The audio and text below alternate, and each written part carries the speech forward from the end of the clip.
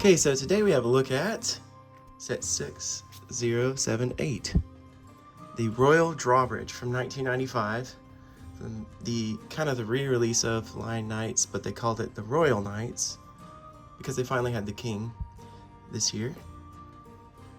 And this is just a couple more of these sets to wrap up that year. I'll be doing videos on. Apologize for the funny sounding voice. I've been kind of under the weather. I'm really busy, so I haven't been able to get to some of these videos. It's taken me forever, but I really enjoy making them. If you guys have any suggestions on the videos that I should do or ideas, I have a few ideas from comments that I will get to. I'm just trying to figure out what to do before I get there to wrap up certain lines of sets. But anyways, we'll talk about that another time. But yeah, Royal Drawbridge, it's a cool design. It stands alone on its own. It's kind of funky, but in fact, it's not really a drawbridge at all. It's a bridge, and so yeah, it's a bridge, and it's a great design bridge. I love the use of a 16 by 32 base plate. That's probably my favorite set size and use of pieces. I love that size. It's easy to hold and carry around, move, but then it's big enough where it makes it kind of worthwhile to have like a structure, a dwelling, or to make something really fun out of the play space of it. And so yeah, this is from 1995, the Royal Drawbridge. It's a bridge. It's a good long bridge. Over here, you have kind of a place where there is somebody in a jail underneath here. I don't really know how they got in there, but they've died and there's a skeleton left. Of course, each set has the skeleton from that year, which is really cool. I love that one. This one's in really good condition. It's not really yellowed or anything, so that's kind of neat.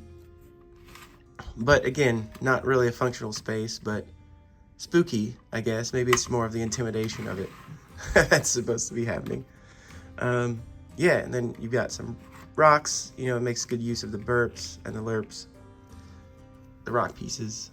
I love that, which was big in the 90s, pretty much in every castle set, and in some pirate sets too. We'll talk about some weird, funny things on this, but yeah, essentially you come over this bridge, and then you pull the string, and it pulls this branch. So it's held together by a branch. That's kind of, and then whoop, you step and you're dunked into the river or moat or whatever you want to think of here. It doesn't quite sit even on this branch, and I took this 1x2 plate off underneath in between there to see if that was better, but it was worse. So I mean, I think the design is okay. It just doesn't quite sit evenly, but you just use your imagination, and you know, maybe this Dragon Knight isn't really thinking about that as he's coming over. He's not really looking at the bridge to see if it's perfectly even. But this is a great design. I like the look of that, the architecture. It's nice. It definitely goes along with the Royal Knights Castle of that year and has a great look. I stuck the crossbowman up here so that he could fire down. And as a last resort, you got your guard over here towards the very last entrance. And not much to see here. There's just the display of the shields, and it's got a little roof, so you could kind of camp out in there, I guess. And then, I don't know, you could climb up here and overlook on these tower sides, but not much to it, but it's okay. It's a bridge guarding the way to, we'll talk about that soon. And then you've got some more burnt pieces over here towards the back end. And again, it's not a drawbridge, it's just a straight, kind of an angled bridge, sort of like the Wolfpack Tower. Same sort of layout. I love that look, by the way. And got a treasure down here in the water with some colored studs. For some reason, the Royal Knights were too royal to use gold, and they used colored studs from then on. I don't really understand that, but I kind of like the gold better, but that's what they did in the mid to late 90s. And for some reason, it's in the water. You know, I don't really understand, but I still like it. It's it's a good accessory. Anyways, so yeah, you got that. You got these axes up here, and that's about it. I suppose you could hurl an axe at somebody as they come over the bridge. If they somehow jumped this is a pretty great distance. I don't know if they could jump there. It'd be more like defending against arrow attack or spear attack at that point. And then finally, with the Royal Knights part of this, you've got this little raft that's disguised, and the guy can shoot arrows and float around. But they gave him a shield, which is awesome to have an extra shield, but you know, that's kind of hard to hold and shoot an arrow at the same time. I'm not sure how practical that is, but I like the little raft design. You can steer. That's about it. It makes good use of these little black pieces down there. Kind of like one of those pirate sets. I forgot the name of it, but a few of those had those as little floaties. And we've also got a Dragon Knights guy who is coming across the bridge. And this is the minifigure with it. And it's very confusing because I don't know what happened to the Black Knights. Like, did Dragon Knights take them over? It raises a lot of questions, and there's other videos out there about that kind of stuff, but somehow he acquired a pretty good condition. It's got a little bit of a miscoloration there. I don't really know what happened, but it's in great condition. It's not flaking off. This chrome sword from that year. So somehow he's taken one from the Royal Knights, or from the king. But perhaps this is the king's, primary opponent that he must battle. So it would make sense to have a sword worthy of facing him. It would have been cool to have something just print it in a different color. I don't know, it could be anything, just to make it a little different. It's confusing. Did he kill a king to get it? Did they start making their own chrome swords? I don't know what sort of lore you might imagine for it, but maybe you guys have answers out there. And then also he has a Black Knight's shield in blue and red instead of the green and red, which is very confusing. But yeah, that's what happened this year. And this confusing Dragon Knights guy is trying to make his way across the bridge.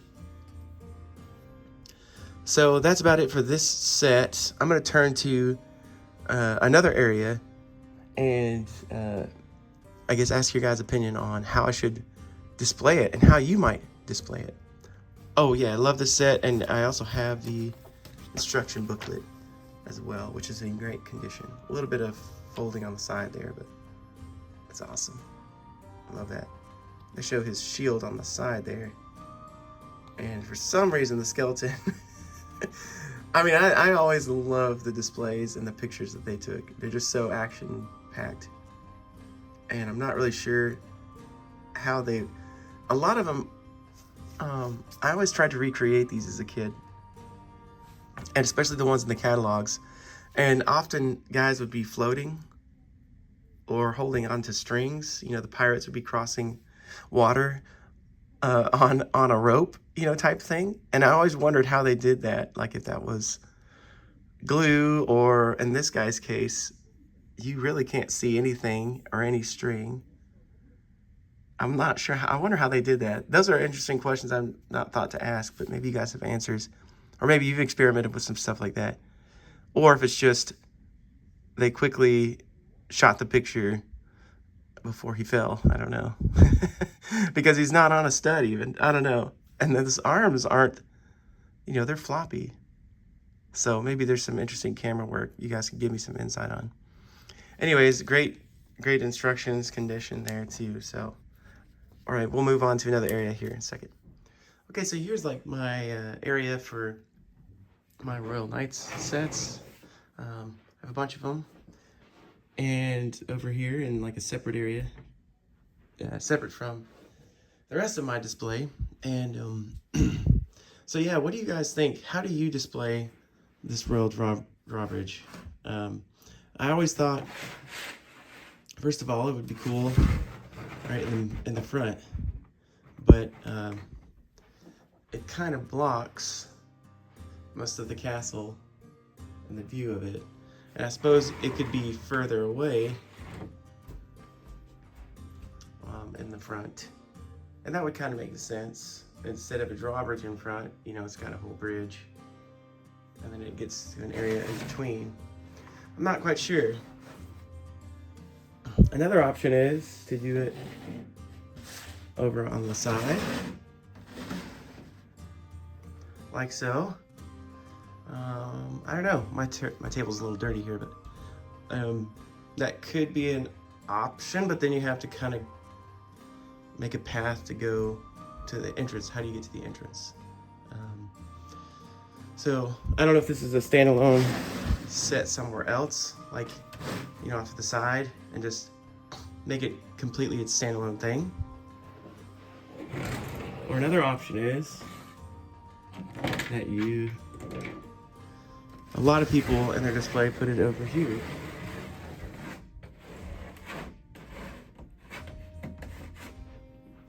And then it's kind of on your way to the other part of the other drawbridge. There's another drawbridge on this side of Royal Knight's Castle. So I don't know exactly. It's and that works, as you can see. It would come down to meet the other one, or you could kind of connect them. I'll go ahead and do it real quick.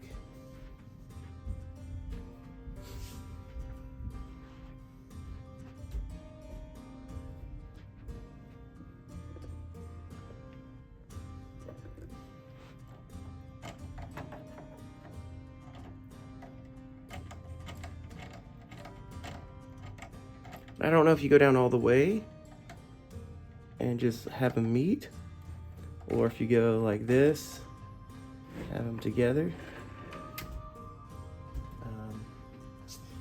Yeah, I don't know. A lot of people have displayed it like that. I mean, that kind of looks pretty cool. Practically, I don't like it. There's nothing really to hold this up on. I'm not exactly sure how that works. You know, I mean, it does kind of look okay, but it's not very sturdy. So I don't know if you guys have any ideas on what I should do and what kind of display I should make with this this line of castle. Should it be primarily a lake? Should it be another kind of river, or just hillsides? Or should I? Probably won't make it a mountain because of how much water is involved with the bridge. But I don't know. Send me your thoughts and suggestions on how I should, what I should do with the Royal Drawbridge. I've never really known what to do with it. So, all right. Thanks so much.